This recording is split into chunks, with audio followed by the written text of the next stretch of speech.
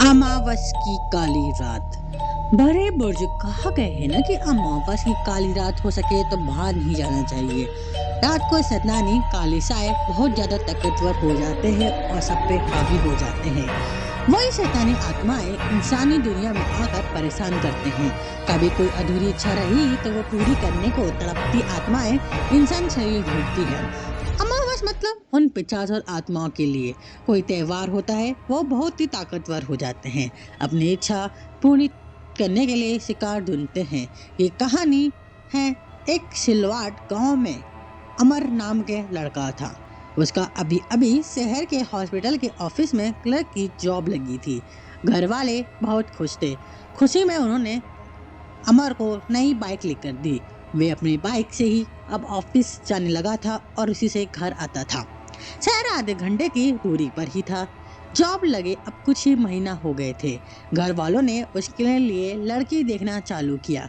ये बात जब अमर को पता चली तो उसने कहा, अरे मम्मा, मैं अभी शादी नहीं करना चाहता। इतनी जल्दी भी क्या है, मुझे और अच्छा जॉब मिलेगा तब देखेंगे। अभी मुझे पैसे कमाना है, आपको घुमाना है। उसकी ये बात सुन के अमर के पिताजी को भी बड़ा अच्छा लगा। उनका लड़का उनके बारे में सोचता है। नहीं तो आजकल के लड़के अपने माँ बाप को पूछते ही नहीं। अमर अच्छा लड़का था। भले ही वो दोस्तों के साथ घूमता, लेकिन कभी शराब को हाथ नहीं लगाया। घर वालों में और बस्ती में भी उसकी बड़ी इज्जत थी। जॉब मिल के 1 साल होने को आया था अमर को। उसने दिवाली के लिए सबके लिए कपड़े और मिठाई खरीदे। आज ऑफिस से जल्दी छुट्टी मिली तो वो मार्केट घुमाया अपने दोस्तों के साथ। दोस्त तो आप सभी को ये बात तो पता होगी ना, दिवाली में अमावस की रात होती है। इसलिए हमारे बुजुर्ग कहते हैं कि घर और आंगन में दिए जलाओ और अंधेरे को भगाओ। अमर घर के लिए निकला। साथ में सामान था। वे सब गाड़ी पर बांध कर निकल पड़े।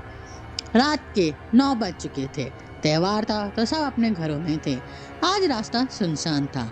बाहर घना अंधेरा था। शहर खत्म होने ही अमर की नजर बाजू की बिल्डिंग पर गई। नीचे बहुत से लोग दिख गए थे। उसकी नजर ऊपर की तरफ गई। वहाँ एक सफेद सलवार में बहुत ही सुंदर लड़की दिखाई दी। अमर उसको देखते ही उसने गाड़ी का ब्रेक लगाया। गाड़ी रुकी और अमर जैसे ही थम सा गया। जादू भरी थी उसकी नज़र और उसके चेहरे पे।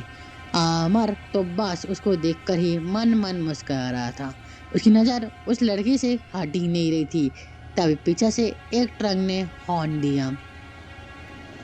जैसे ही अमर नींद से जग गया, उसने अपनी गाड़ी बाजू की और फिर से ऊपर देखा, लेकिन अब वो लड़की वहां नहीं थी। चलो कल देखते हैं, ऐसे खुद को समझाकर वो घर की तरफ निकल पड़ा। उसको जाते हुए वो लड़की ऊपर की छत से ही दिख रही थी। अमर घर पहुंचा। उसने घर वालों के लिए जो भी कपड़े थे वो बांट दिए, मिठाई भी खिलाई। खाना खाकर वो अपने रूम में जाकर सोने की कोशिश करने लगा। आज उसको इतना थका हुआ होने पर भी नींद नहीं आ रही थी। उस लड़की का चेहरा बार बार उसकी नज़र में सामने आ रहा था। वो उसको भुला ही नहीं पा रहा था।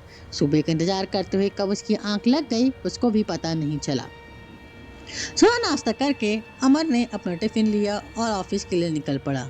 शहर पहुंचते ही उसे बिल्डिंग के पास से गुजरा। ऊपर देखा, लेकिन वो खिड़की बंद थी।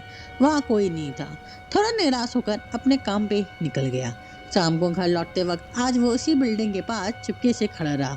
वो लड़की आज फिर से वहाँ ऊपर नजर आई। अब आ रहा अब अमर ने उसको देखा और उसने भी। अमर ने अपना हाथ दिखाया और उसने भी। बस फिर क्या था, अमर ने उसको नीचे आने को कहा, लेकिन उस लड़की ने मना किया और अंदर चली गई। अमर जरा सा निराश हुआ, लेकिन उसने लड़की को हंसते हुए देखा था। अपनी बात बन सकती थी, ये सोचकर मन में ही वो बहुत खुश हो रहा था। अमावस का काला अंधेरा उसके लिए क्या लेके आने वाला था, इस बात को अमर को कोई खबर नहीं थी।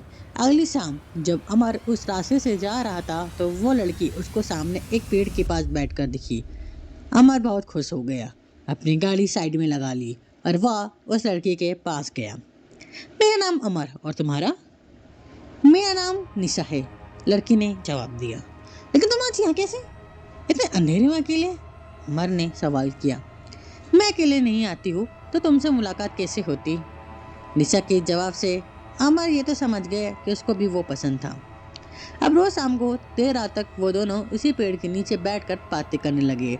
घर वाले थोड़ा टेंशन में थे कि आजकल अमर बहुत देर से घर आने लगा है, खाना भी साथ नहीं खाता, ये कहीं बिना बताए कहीं खाई से सो जाता है। एक दिन अमर उस पेड़ के नीचे बैठा था। उसके घर पास वाले अंकल ने वहां से गुजरे। अमर को देखते ही कहा, अरे अमर बेटा, यहाँ अंधेरे में अकेले क्या कर रहे हो? घर नहीं जाना है क्या? चलो, घर वाले तुम्हारा इंतजार कर रहे होंगे। हाँ अंकल, बस निकल रहा था। ऐसा कहकर दोनों साथ में निकल गए। घर जाकर जब अमर सोने के लिए गया, एकदम से वो अंकल की बात उसको याद आई। उसको अकेले क्या कर रहे हो ऐसा कहा था। दूसरा जब वो निशा से मिला तो उसने ये बात उससे पूछी। निशा कल तो मेरे साथ थी ना, लेकिन अंकल को दिखी कि नहीं, कैसे? निशा को सोचे जवाब दिया, अरे वो अंकल देखते ही मैं पेड़ के पीछे छुप गई थी। तभी अमर ने कहा, निशा हम शादी कर ले, मुझे तुमसे प्यार हो गया है, क्या तुम भी? निशा उठकर चली गई। जाते वक्त उसने हाँ कहा। अब वो लड़की अमर के घर तक पहुंच गई। देर रात तक उनको बातें करने चलने लगा था और अमर खाना पीना जैसे भूल गया। वो बहुत कमजोर हो रहा था। उसकी माँ ने एक रात देखा कि वो दीवार की तरफ देखकर बातें कर रहा है। बस उसको उसी दिन शक हुआ कि उसके लड़के को कुछ हुआ है। उसे ये बात अमर के पिता को बताई। दोनों ने एक रात अमर का पीछा किया। अमर वहीं पेड़ के नीचे बैठा था अकेला और बातें कर रहा था। अमर के माता पिता बहुत डर गए। उन्होंने जैसे ही घर का रूख किया हो, वह शैतानी रूह बहुत ही भयंकर और डरावनी अवतार में उनके सामने प्रकट हुई। मैं तेरे बेटे को लेने आई हूँ। मेरे रास्ते में कोई ना आना, नहीं तो अच्छा नहीं होगा। आने वाली अमावस वो मेरा हो जाएगा। घर पहुंचते ही बाजू वाले अंकल ने उनको रोना सुना। वो मदद के लिए आए। उन्होंने बताया कि अमर एक रात वहां उस पेड़ के नीचे अकेला बैठा था। सुबह होते ही जब अमर को अपने ऑफिस गया, तब उसके पिताजी वो अंकल को उस पेड़ के पास एक मांत्रिक को ले आए। तांत्रिक बोला, ये कोई बहुत ही शैतानी रूह मौजूद है। वो अपना अधूरा काम पूरा करने आई है, कोई अधूरी इच्छा।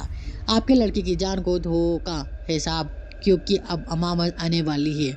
ऐसी शैतानी अमावस में ही बहुत ताकतवर हो जाती है। उन्होंने बाजू में उस घर में जाकर पूछताछ की जहाँ निशा अमर को पहली बार दिखी, तो पता चला कि उनकी बिल्डिंग के ऊपर के घर में एक किराएदार रहते थे। उनकी लड़की यहाँ पेड़ के पास एक्सीडेंट में मारी गई। उसकी शादी के एक दिन पहले ही वो मर गई थी। तब तांत्रिक को समझ आया कि वो शैतानी रूह अपनी अधूरी इच्छा पूरी करने आई है। दूसरी रात अमावस की रात थी। बाहर बहुत डरावना अंधेरा था। वो तांत्रिक और अमर के माता पिता उस पेड़ के पास पहुंच गए। दूर से अमर को देखने लगे। काफी वक्त अमर एक ही जगह पर बैठा था। उसने दूल्हे का लिबास पहना था। आज वो दोनों शादी करने वाले थे। वो डायल उसको आज लेकर जाने वाली थी अपनी दुनिया में। तांत्रिक ने अपना मंत्र पढ़ना चालू किया, लेकिन देर हो चुकी थी। सामने से सब जाकर देखा तो अमर मर चुका था। उसके गले से खून टपक रहा था। निशा ने अपनी आखिरी इच्छा पूरी करके अमर को जान ले ली थी। तो दोस्तों, ये थी कहानी, हॉरर कहानी। अगर अच्छी लगी तो लाइक करिए, सब्सक्राइब करिए और शेयर करिए ऐसी और हॉरर कहानी सुनने के लिए।